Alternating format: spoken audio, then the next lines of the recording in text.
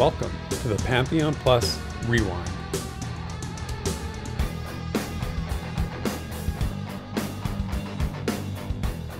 Hello, citizens of Terminus, and welcome to episode 69 of the Rewind. Nice. Each week, we bring together all sorts of stuff related to Pantheon Rise of the Fallen, the upcoming MMORPG by Visionary Realms. So let's get caught up with a bit of Twitter faction talk, opinions on exclusive items, a seriously awesome new piece of lore, some new friends, and maybe even some music. Let's gather around as me, Desrin, and my sagacious co-host, Theric, tell the tales of Terminus and the citizens soon to occupy it. Thanks as always for being here, and we hope you enjoy this week's Rewind. All right, Theric, I have a nerdy thing for you. Oh, I like nerdy things. A gained a level. A level? A level? A real life level? Yeah, real life level. I started thinking them as levels a long time ago, and it's always helped my mindset. You know, when you get older, you turn another year. I like level. That's the I like goal. Leveling up. Yeah. Yep. So level up, and I'm trying to like figure out, you know, what I should do to get more and more reckless as I like approach the midlife stuff. So, fun fact, my other cousin, my cousin that's like 3 months apart from me, so we kind of grew up as siblings. He is a tattoo artist. Oh, okay. There you go. Let's see where this is going. You know, I've put it off so long, but I always wanted my first tattoo to be done by my cousin. Nice. And I was trying to think of good ideas for a tattoo. And I'm not super big on like I have to have like a really good reason or anything like that. But I thought of the O in Pantheon, the new logo with the you know, that represents kind of the different, like the broken claws worlds. And a planet in the center. Yeah, and I'm like, that would be a really cool tattoo. It'd be a really cool tattoo. You should totally do that. Should I? Man, Yes. I'm not calling on you whenever I need to be like convinced out of something. Well, I was on board once you said more reckless ideas. I was like, whatever you suggest, I'll just agree with it. I'll promote it. I'm all for reckless ideas. I mean, this is a great one too. No, but I have a tattoo. You know, I know. I got mine when I was like super young, but like I've never regretted it. I think tattoos are fine, and you know, I think getting the one, like if it's something that's really important to you is cool, because that's when I got mine. It was something that I wanted for a long time. It was something I'd looked at and like picked out and sort of hummed and hawed about. So even though I was young, I think I made a good decision at the time. So I don't think it's something you'd regret, because I think in that shape, like the broken claws and the planet in the middle for the O, is a really cool idea. Yeah. Well, I feel like it might be a bit of a slippery slope. You know, I might get one, and again, since my cousin's a tattoo artist, like, it's going to be tough to just kind of stop at one. That's what happens. But That's what everybody says. That's what everybody says. You get one, and then you just keep going. But you know, we'll see. I might look very, very different in a few years. Well, here's the key: stop before you get to the face. That's the only thing you have to do, is stop before you get to the face. Any face tattoos, that's a problem. That's a problem. I mean, okay, I'll just go up to the jawline. I'll get like, no. Anyway, we should probably thank our adventuring party, as usual, who donated to the show during last week's YouTube premiere.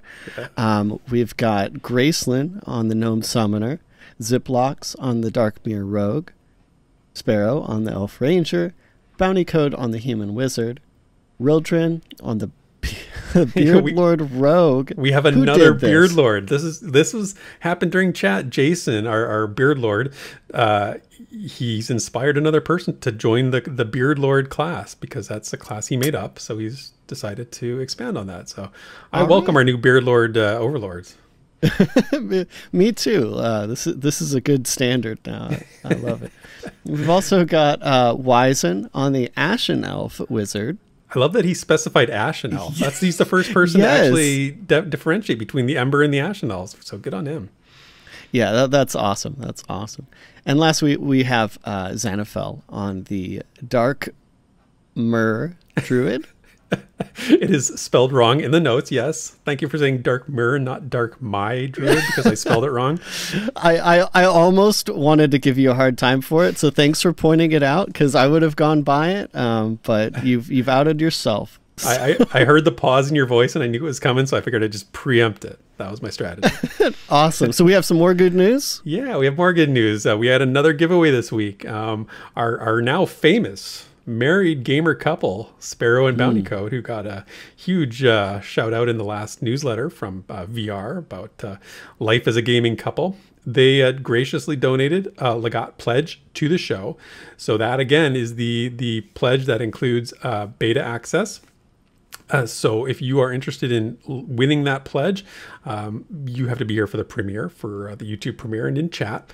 And all you do is just hit @Therek, THEREK, and I will write your name down. And then at the end of the show, I'll put it in the hat. We'll draw a name and see who the lucky listener is.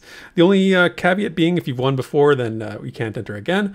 But otherwise, thank you again to Sparrow and Bounty Code for being so generous, and good luck to everyone. And with that, on with the show. This week in Visionary Realms News and Notes.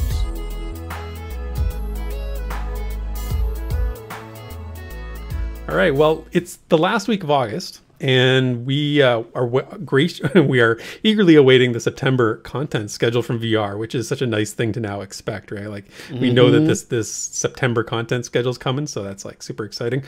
So we've been busy with all this news that's come out in the last few weeks, so we've got some twittering to catch up on, and there were a few VR tweets from last couple weeks that, I caught my eye. One in particular that I want to talk about. And, we have to give people our shout outs. And so if you respond to these VR posts, you might get mentioned on the show here. And I try to pick new people. I try to, some of the same folks as we've heard from before, but also some new people. So keep an eye on this segment if you're replying to those, because you might just get called out. So the VR question on Twitter this week is, how do you make faction choices in the games you play?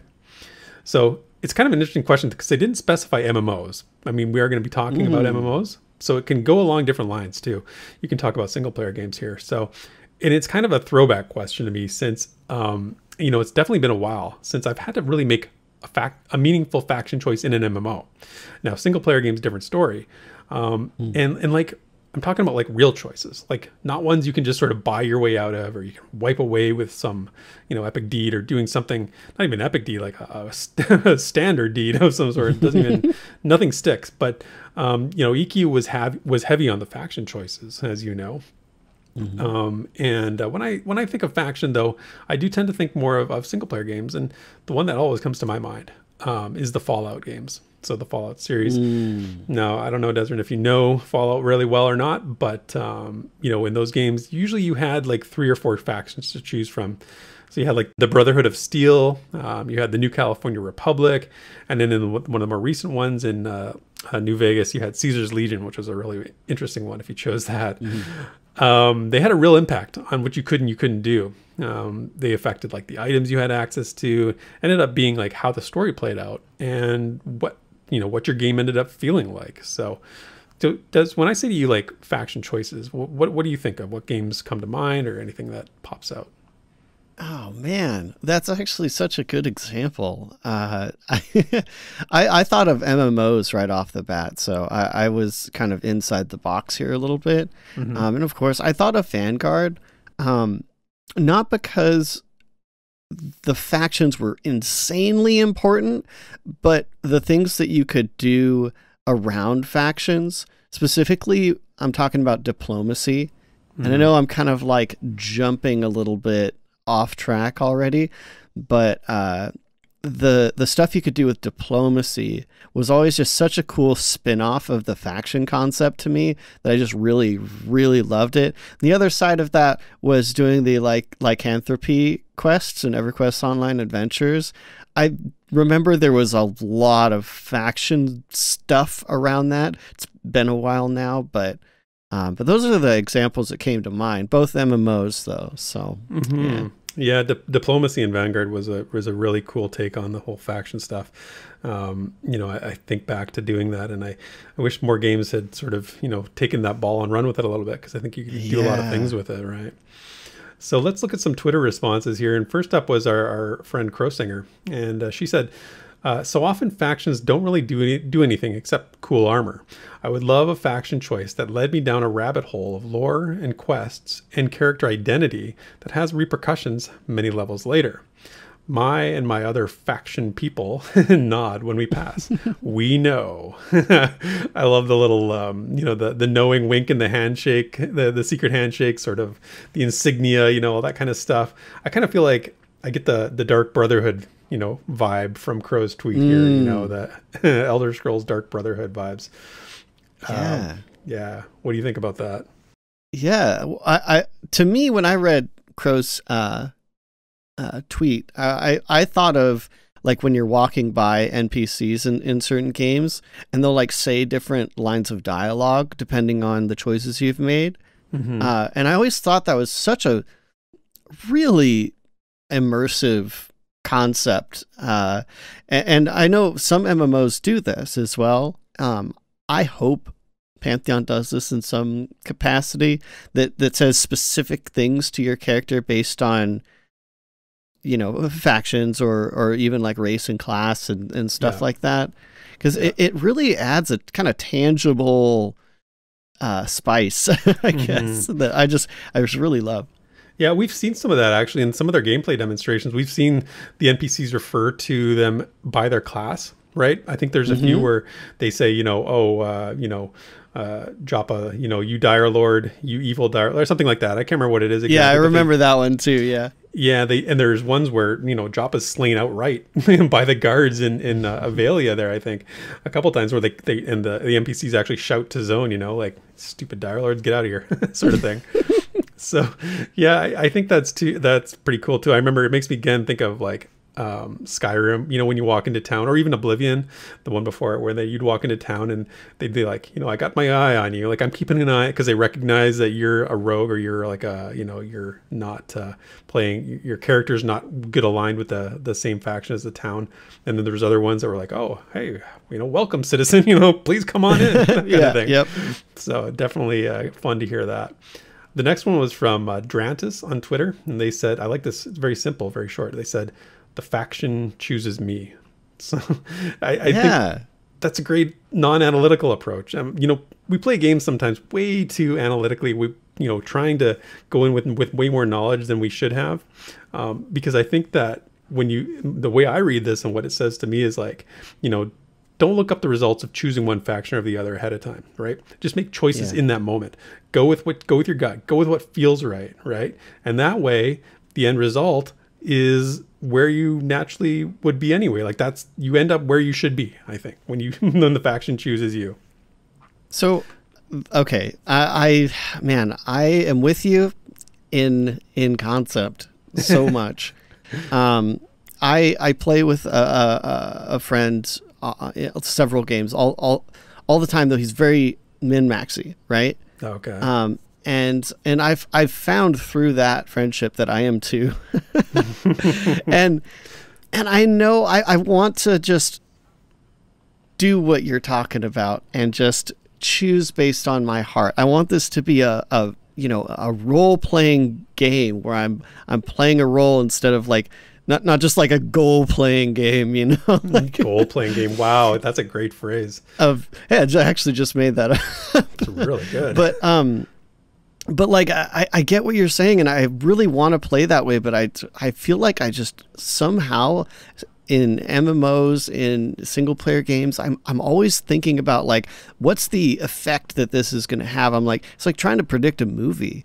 Yeah. And so, but I like this. The faction chooses me. It's like, that is exactly how I want to be.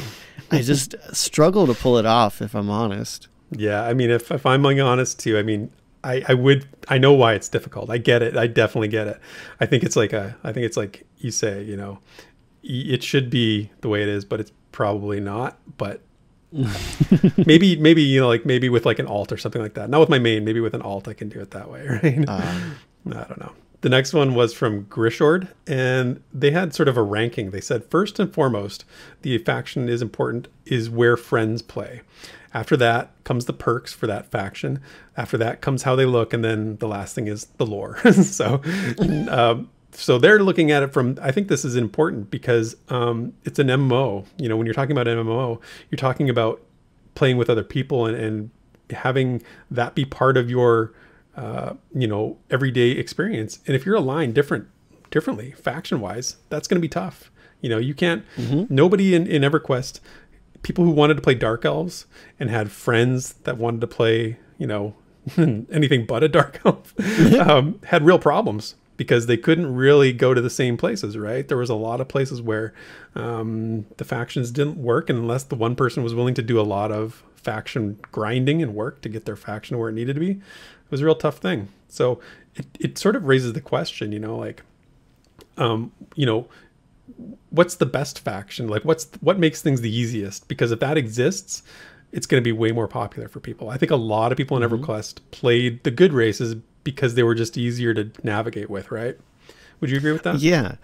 I think that is what a lot of people did. But at the same time, what this kind of brings up is something I see recurring through a lot of different subjects when it comes to MMO design. And that's designing a game around the exclusions. And I actually really hope that Pantheon doesn't take this approach and that they kind of lean more towards those kind of older school roots where there were these really not hard barriers, but you know, very dense barriers that it took a lot to overcome if you wanted to, you know, like play with a friend as a race that was aligned very differently. I actually think that kind of gameplay should exist. Yeah. Because it's memorable. And I know a lot of people are going to really dislike that and say, well, you know, I don't have, you know, such and such amount of time, you know, all the things that generally come up when you talk about this. And it's like, if the game is designed around not having some kinds of blockers like that you have to overcome, it gets kind of amalgamous. Like, you know, and I would say instead of that, maybe consider playing like, you know, humans or a race that is best aligned universally as a benefit of that race. Because I think a lot of people are like, well, but the best race for my class is, you know, not human or whatever.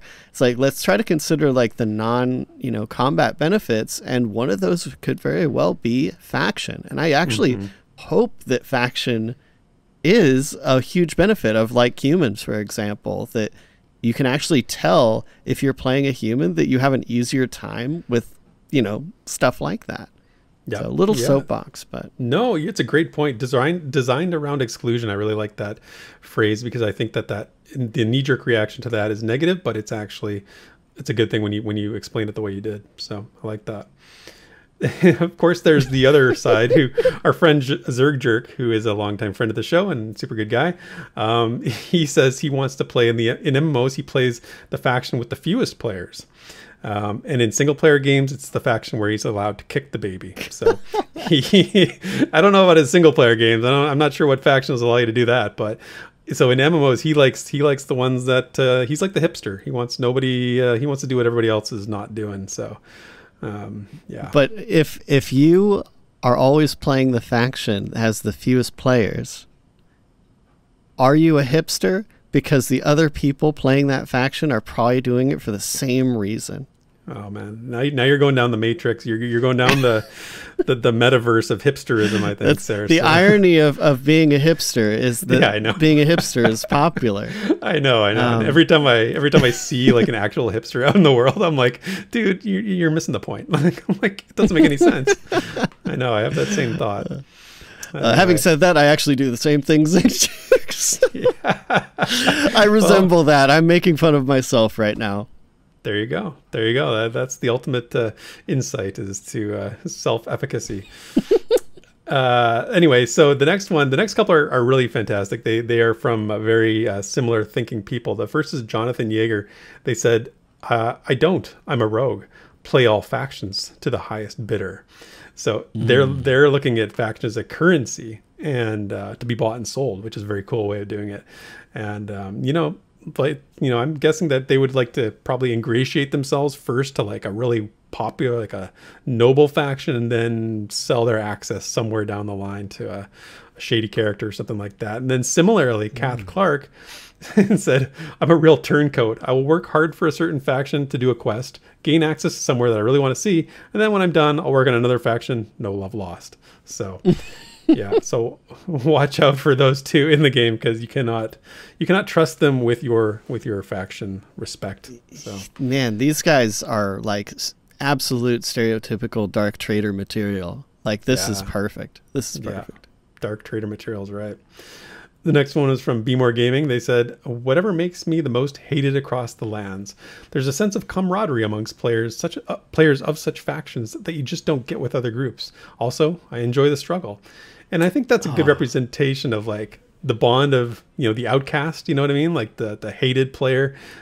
You can't really, be hated by everyone, but no matter what you're slaying, someone's happy you're doing it, basically. Like, so if you're a Scar and you're killing, human paladins out in the wasteland, the other Scar are happy you're doing that. So I don't know, if your quest is to be despised, that's a tall order. I like this though. And I think the Scar, at least by lore, we'll see how it gets in game, but I think the Scar are going to fit that really well. Like to me, I imagine just how they are to not be very compatible with most societies. And I hope that plays out in the game, because I mean, even in like World of Warcraft, I feel like the Horde was a lot, it felt a lot more communal for some reason to me. And I think it's because all the Horde characters are ugly. and nobody loved them except each other.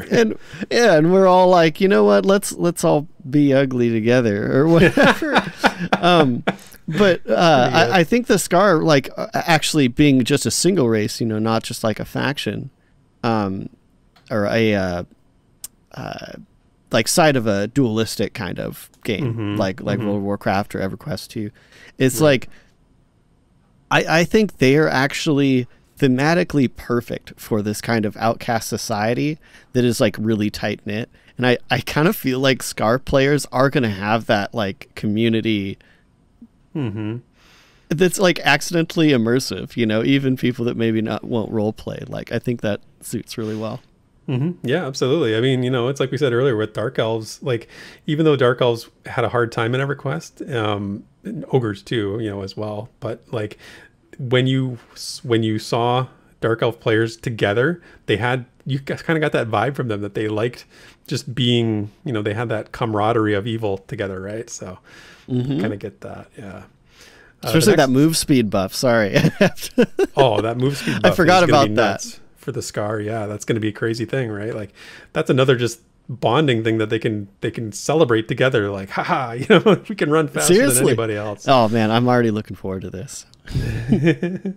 Next one was from Ang S, and they said, sadly, based on loot reward and knowing most decisions are reversible, perhaps Pantheon can offer faction pathways that are permanent and help define both the player character and the world they inhabit.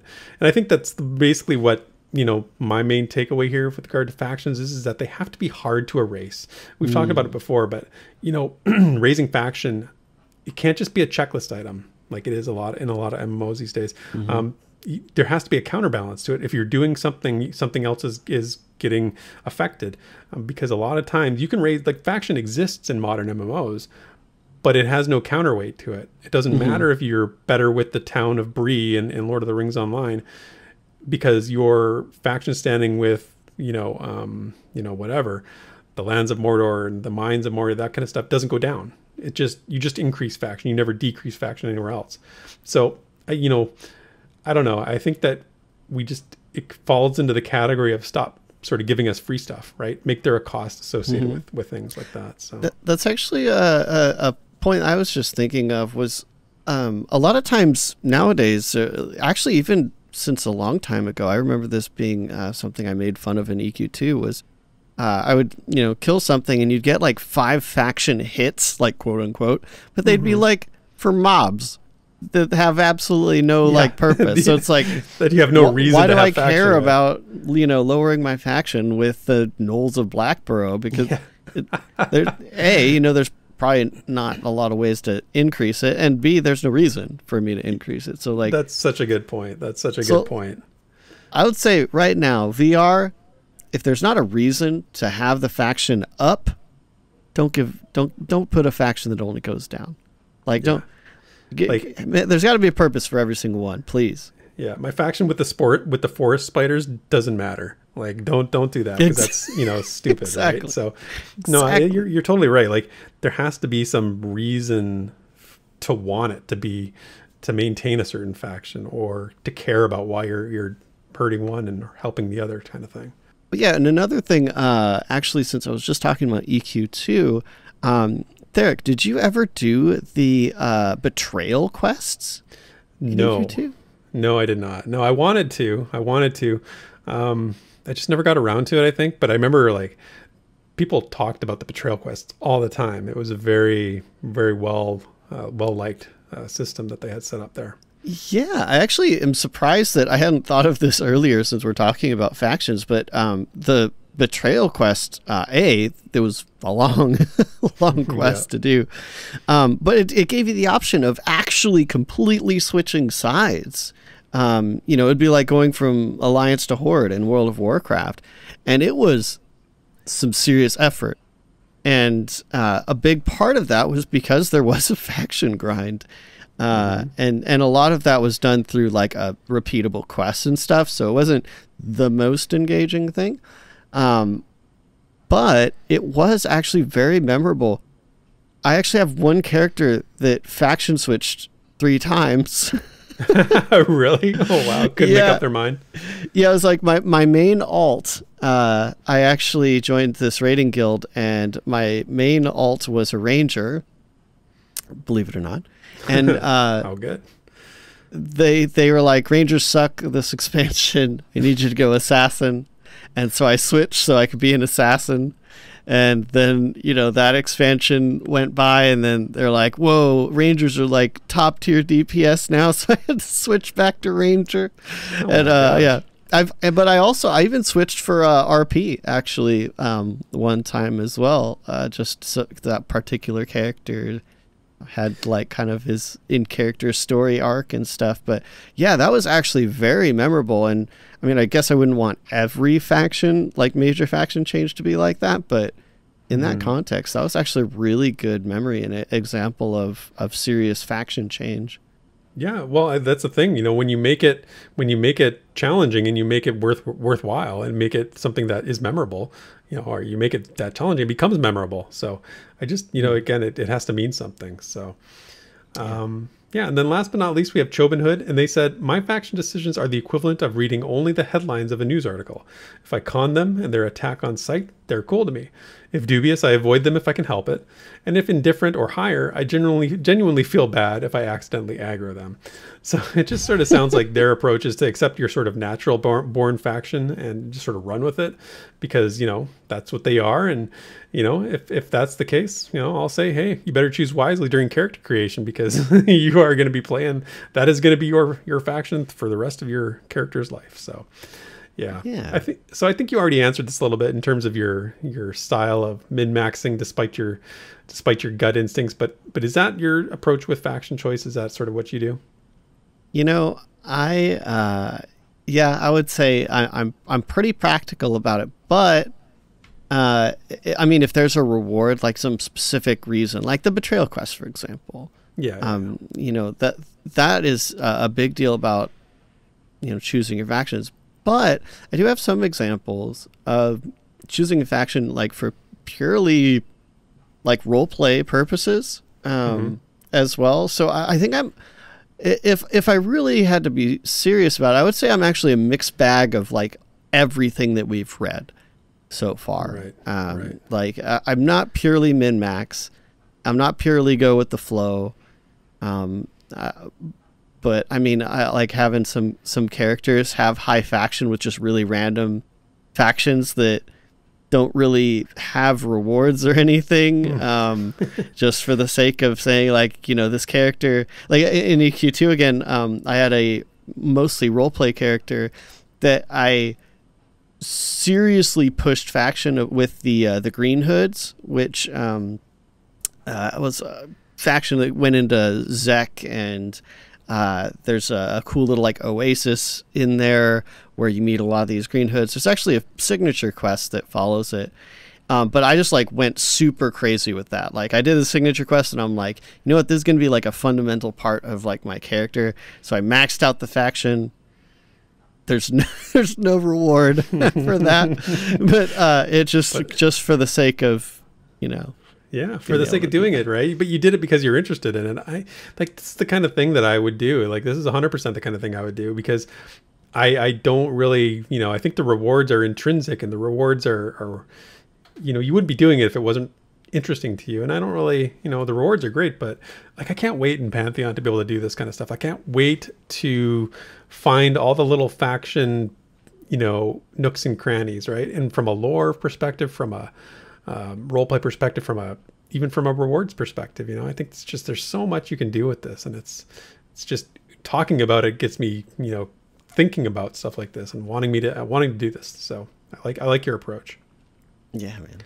Right on. So before we move on to the next section, because that's it for VR news and notes, but before we move on, I do want to make a quick shout out, quick housekeeping thing. So if you follow Pantheon Plus, you know Drac. He is the one of the members of Pantheon Plus. He runs the Twitch streams doing the MMORPG Classes 101 on Tuesday evenings.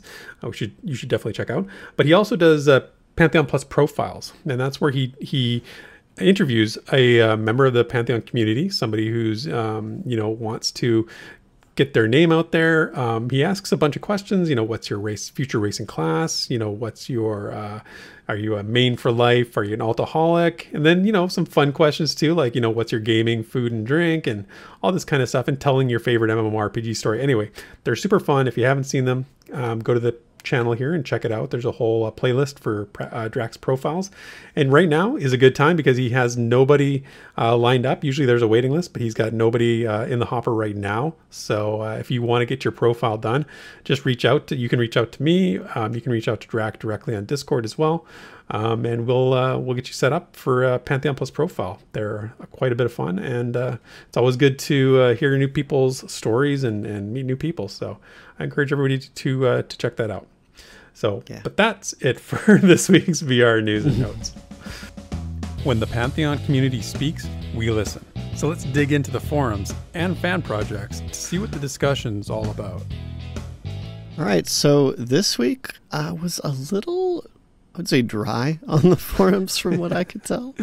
But against my better judgment, I did pull a thread that I thought was at least somewhat unique compared to the usual discussions that are kind of repetitive sometimes around Pantheon, because we're just waiting.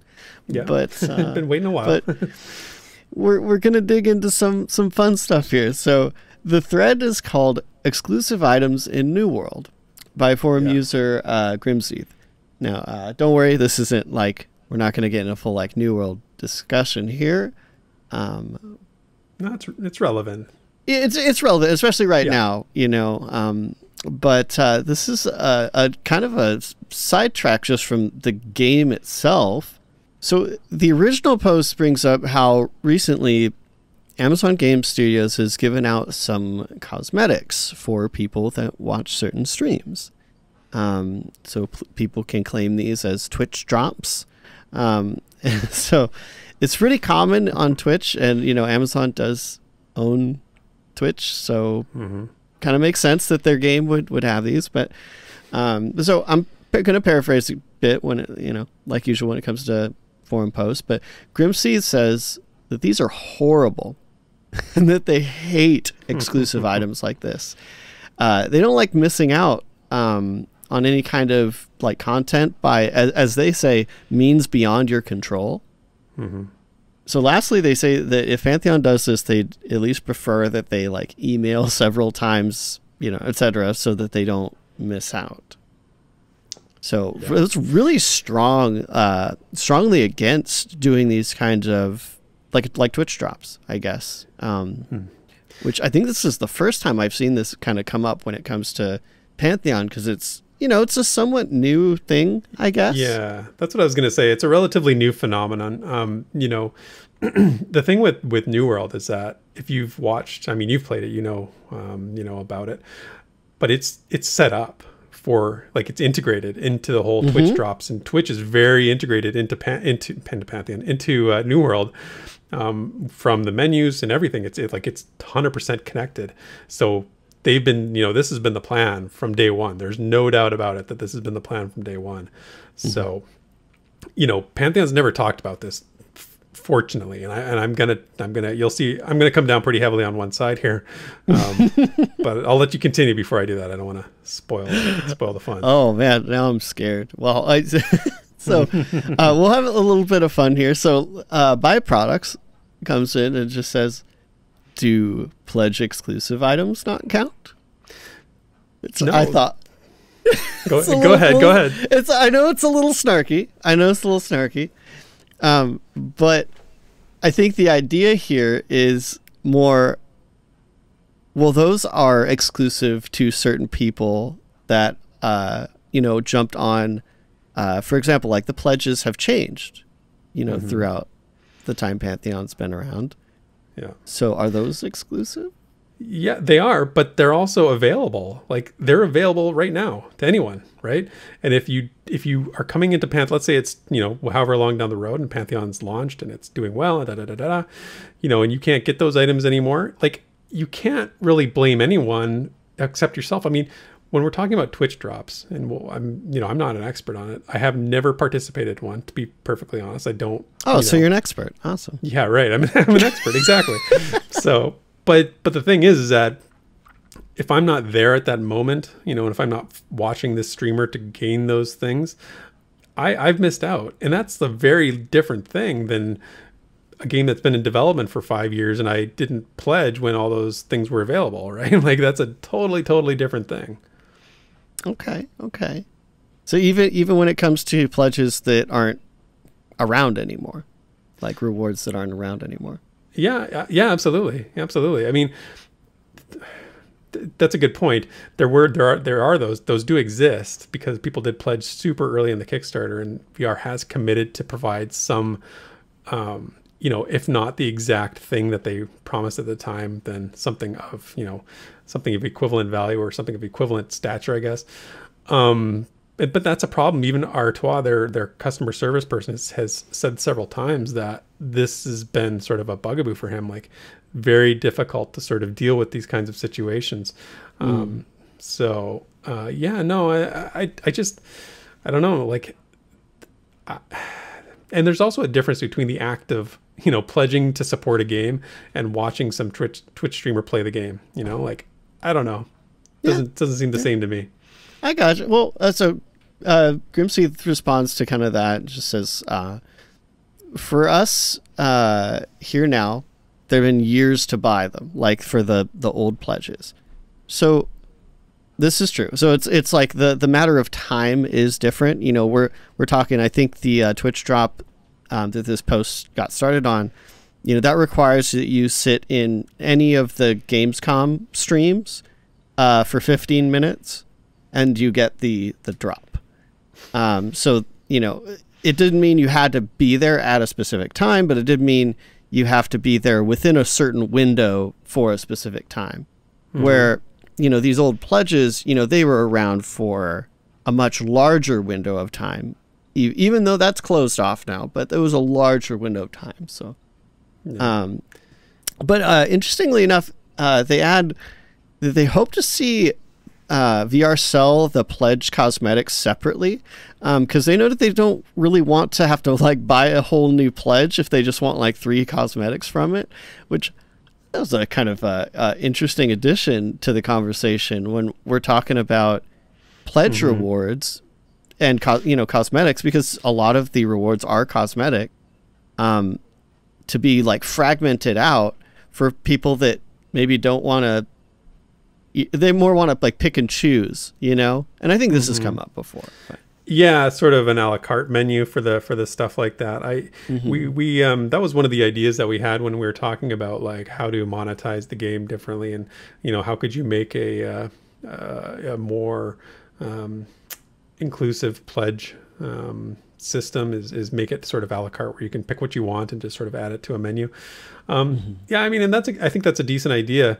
The time thing you're talking about in terms of availability is one thing, but to have to sit in a Twitch stream for 15 minutes just to get something, like, man, I don't know. I'm all for, like, supporting your game and supporting the people who are good for your game and that kind of thing. But I don't want to sit in somebody's Twitch stream for 15 minutes just to get a cosmetic, like just to get content. Like that's awful. It's awful. I don't want to do that. That's terrible.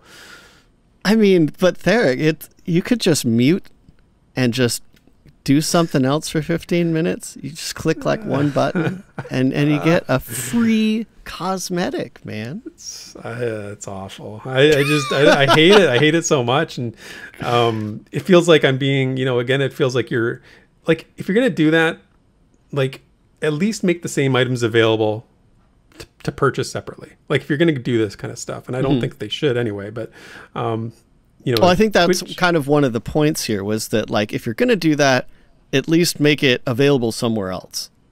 Yeah.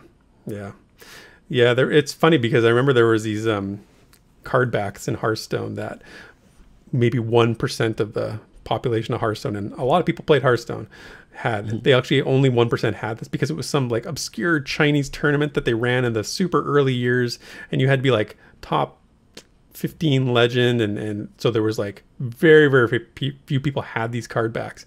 There was always this sort of petition to like make them available, like bring them back. They're like, no, we want to keep them exclusive because they have this sort of significance attached to them. But they were like they were impossible. Like nobody, unless you were a super high legend player, you were never going to get that card back. So well, I think we're digging into some fun waters here. So we'll go with we'll go to the next response here from Jintoki88, which is another kind of interesting addition to this, where they just state like, you're never intended to get every item or even most items in an MMO though, which I know this kind of maybe changes the direction of the thread a little bit, but we did get some immediate responses from Grimseethe and Vandrad, both responding, saying like, well, if someone puts the time in and effort or whatever, they should at least be able to get like most things in an MMO. Yeah. Right. Like in the game. Yeah. Like I get it. Like in the game, I don't know if I 100% agree with that, but the context being playing the game, not watching a Twitch stream, like I don't really want to watch Twitch streams. I mean, I know people would be like, oh, you're a hypocrite, like you stream on Twitch with, Pantheon Plus, but I'm like, that's not what I am here for. I'm here for the gameplay, and I want to play the game. I don't really want to watch other people play it on Twitch, so getting the things, the content, and getting the, whatever it is, whether it's a card back or a skin or a whatever, some sort of cosmetic, I as long as I can achieve it in the game, don't make me go outside the game to get it. So your big separation is just like, if it's in the game exclusive, it's fine. If it's outside the game exclusive, it's not fine. Yeah, I think that's kind of where I land a little bit. Yeah. So when it comes to in-game exclusive stuff, like what about seasonal things, which is kind of what Fated Emperor is thrown in here, is like, what about like seasonal or collector's edition, or like the special like time limited things? I think he's talking about collector's editions with like the expansions that often have like special things, so those kind of time limited exclusive things that you might earn in game, where do those fall on this? Those are fine. I mean, I have no problem with those whatsoever. I mean, it encourages people to get in the game and participate and be there for things and be a part of the community. That's fine and good. That's no problem whatsoever. Okay. So on the kind of, just to wrap up the whole like Twitch side of things, because obviously the whole drops deal is it's marketing through and through, right? Yeah, 100%. so, you know, the devs spend some time making this cosmetic item to give out to anyone basically streaming the game. If you didn't know, it's not like you have to, you don't have to watch like one channel. It's like, you know, if you watch any channel that's streaming Pantheon Rise of the Fallen, you can claim this drop. That's usually how that works. So as an effective marketing tool, though, do you think those kind of things are, like, should there be incentives, like in-game incentives to have people basically stream and market the game? So it's, you know, this is the world we live in right now, and it's stupid to try and deny that, you know, Twitch streaming and everything like that is a big part of a game's marketing, if not the whole of their marketing and advertising these days. I mean, we talk about dev streams like they're, you know, we worship at the feet of the dev streams because they, you know, they show us what we want to see. But I think that this way of getting people to come and view your product and watch people play your game is a disservice to the game. I think that you can, if your game is good, you don't need to do this kind of stuff. You don't need to do this kind of cheap shenanigans to give out, you know, stuff that, because it detracts from your world. You're building this world, viewers building their world, Terminus. They're just going to tear it down if they do stuff like this, because nobody's going to, like, it just feels bad. It's wrong, and it doesn't. You're not playing the game. You're watching somebody play the game, and you're watching an advertisement. So if I watch commercials for a game, should I get stuff in a game? You know, like, that's what it boils down to. You know, I don't know. I don't think so. I think absolutely not. How do you feel about this? You haven't really said how you feel about this. Well, you actually led into this so perfectly, and this is not scripted at all. I love it. Because I actually kind of fall on, I really, really am tired of manipulative marketing. And this is a very artificial way to increase traffic towards the game. Now, doesn't mean the game's bad. It doesn't mean the game's bad. But it is just a sneaky idea to get more people that wouldn't, or maybe wouldn't normally be showing off a game to show off a game.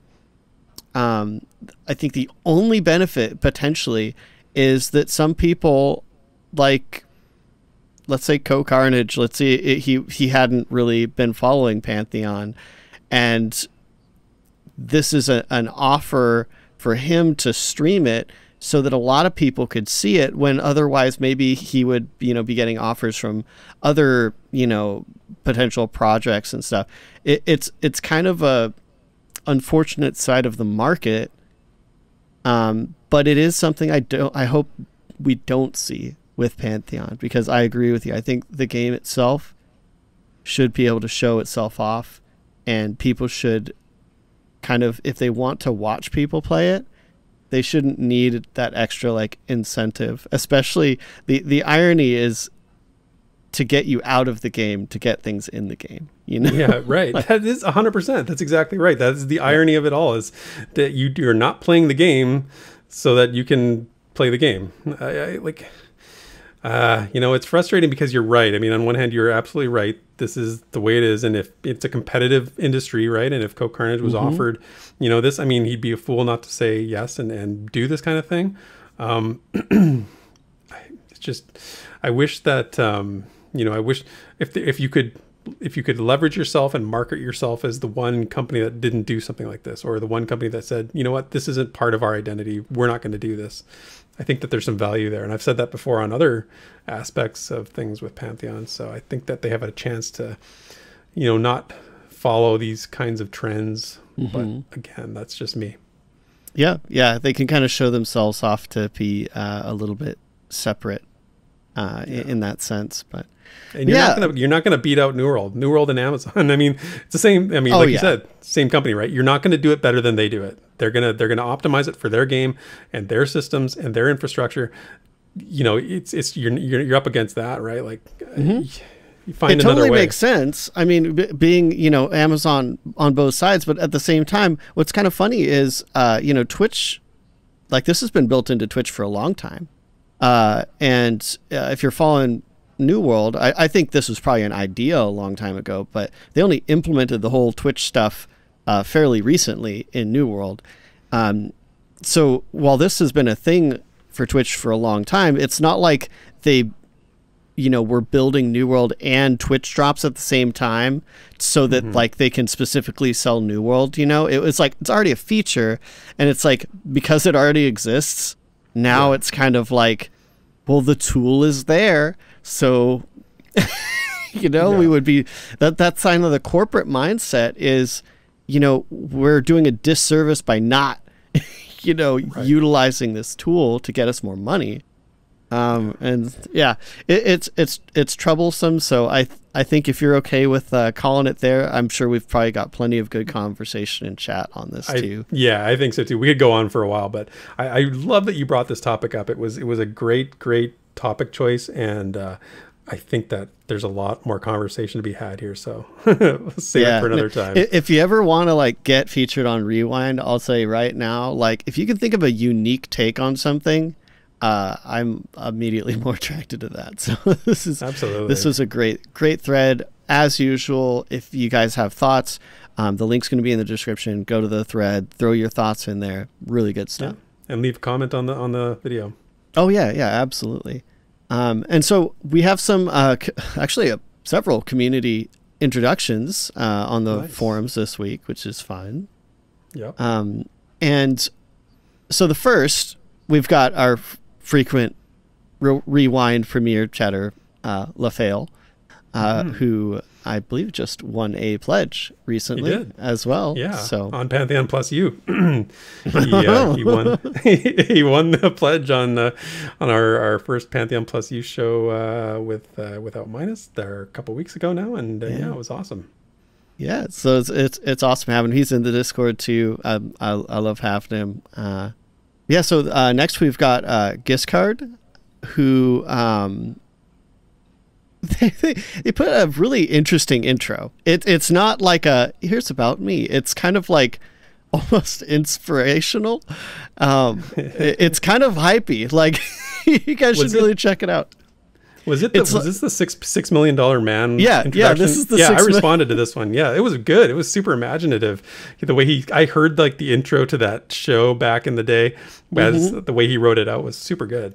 Yeah, it was awesome. Very, again, unique, right? I loved it. Yeah. So lastly, this one's really fun for you. So we've got SquashyHat, who just popped up on the forums. They've been following Pantheon for a while, but they just did an intro. They noted their interest in music and ambient sounds in MMO specifically. And in fact, he recently posted a short audio clip of his rendition of Ben and I's Across the Sea, which we mentioned last week, which we totally wanted to get into that episode. So, we wanted to. Some of us wanted to, but other ones were balking at the opportunity to sing for us. So you were saved. Your bacon was saved by SquashyHat. My bacon was saved. We'll see how long, because I think Ben and I are like kind of poking me still. But yeah. So thanks to SquashyHat, because I contacted him and he has given us permission to play the clip. It's just a piece of the song. But I love the ambience of it. So here it is. Enjoy. Oh, whether we, or whether we away to off to lead the hammer's cold across the sea. What will come, oh, what will come to meet us? Neither comes to get us soul across the sea. That's awesome. Yeah, that's so good. I listened to that like so many times. Like I was so excited to contact him, and I actually hope we see more fan songs, because Ben and I's song was awesome. And if you can sing, man, if anybody out there is listening and wants to do like any kind of fan song, send it to us. We'll play it. Yep. I mean, dude, we even play Nathan's stuff. Like, you're fine. Like, yeah. Exactly. But then before we get to, lore, we can go to Lore Plus here. We've got Lore Plus. our wonderful lore bird Crowsinger, who just posted chapter 9 of In This Way of Storms, which is a continuation of one of her amazing fan projects. So especially if you've been keeping up with that, go check it out on the forums and hopefully on our website pretty soon. But yeah, absolutely. Yeah, so that is it for community discussion, introductions, and everything. Sit back and relax. It's time for the lore you know. All right, this week it's time to celebrate the release of new Pantheon lore. We got so we got The Bait Part 1, and I teased it a little bit last week in the show last week from the August newsletter. We got a piece of lore from our friend J.N. Gerhardt, Pantheon's lead writer. And we've decided, because this is an important occasion, we're going to take it to the next level. So it's been a while. So we're going to savor it. We're going to maximize our time with this lore. And I've spent this week doing a little bit of audio work to try and bring everyone an enhanced reading of this first part. We're going to break this up into 3 or 4 sections. Not exactly sure yet, but it's a long read, so we don't want to do it all at once. So I've broken it up, and it's got some vocal effects. I put some music behind it. We've got some ambient sound effects. Anyway, I hope you like it, because I really enjoyed making this. Dude, you guys are going to love this. You guys, I'm just going to hype this up because I heard a tiny clip already. I'm so excited about this. Anyway, be good. Sorry. No, hey, right on, man. So so sit back and enter the world of Terminus with us as we read the first section of The Bait, Part 1, by Pantheon's lead writer, the one and only J.N. Gerhardt. I was adrift on waves I could not see, an ocean of dreams, dark and featureless, without rock or shore. My mind was a skiff upon the waves, caught in currents beyond my control. I must find the horizon, I thought, a way to plot a course, a way to awaken, though what I needed to remember I could not say. My mouth was a dry tomb of unspoken words, the lids of my eyes fixed as stone, sealed by blood and tears. It was no matter, for there was no light and no reflection of my face upon the deep. Memories formed in the distance of the black sea, gray clouds tensed with fits of lightning. The lightning was my memories, yet the clouds held them back. They barked with thunder far above my skiff, taunting me with what I could not remember. My throbbing skull could scarce contain them. I clutched my head and prayed I would find one to deliver me. In the distance, I spied one memory that escaped the thunderhead, striking the surface of the sea in ribbons of flame. I must reach it, I thought. I guided my skiff and waited for the flash to fall upon me. I waited, shivering in the darkness, until I could remember who I was, remember what I was before I was cast onto this endless sea. I saw the sparks gather in the swirling storm, their brightness pressing against the mist like a child inside its mother's womb. Then I saw a face forming on the skin of the thunderhead. It was terrible and lovely, pushing out from within the clouds. A lavender ball of light gathered in each eye, drawing down from each other to form the mouth below. I knew that face upon the storm, yet I could not recall her name. Her mouth opened as wide as the heavens, brimming with lavender and lightning. She spoke in light that flashed toward me. As it collided with my body, I remembered what I was. I was the bait. So Desiree, I loved making that. That's so much fun. I can't wait to continue to work on this. And I'm going to find other opportunities to do this, because this is a lot of fun. You were talking about, your audio skills and production and history and that kind of stuff. I can see why you like it so much. It's a lot of fun. It can be a lot of fun. It can be very engrossing, that's for sure. But oh man, we're hitting next level with this stuff. This is especially just because the story is so good. So you got a really good platform to go on. But I mean, dang, we got to keep this going. Yeah, well, stay tuned next week. We'll do the next section of the story, and like I said, we'll savor it and take our time with it. But that brings us to the end of episode 69, and as always, Desiree, thank you so much for being the excellent co-host that you are. It is truly a pleasure every week to do this show with you. So welcome and thank you everyone for hanging out with us today. If you would be so kind as to leave a like on the YouTube video or a rating on your podcast platform of choice, whatever that may be, it does help the show get discovered by new potential Pantheon folks and helps grow the community. So with that, I say adieu and have a great week, everyone. See you, everyone. Thank you for listening to this week's episode of the Pantheon Plus Rewind.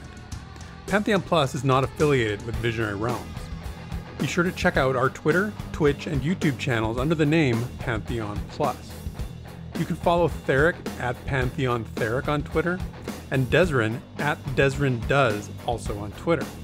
And you can stay up to date with all things Pantheon at www.pantheon.plus. Until next time, cheers, and thanks for listening.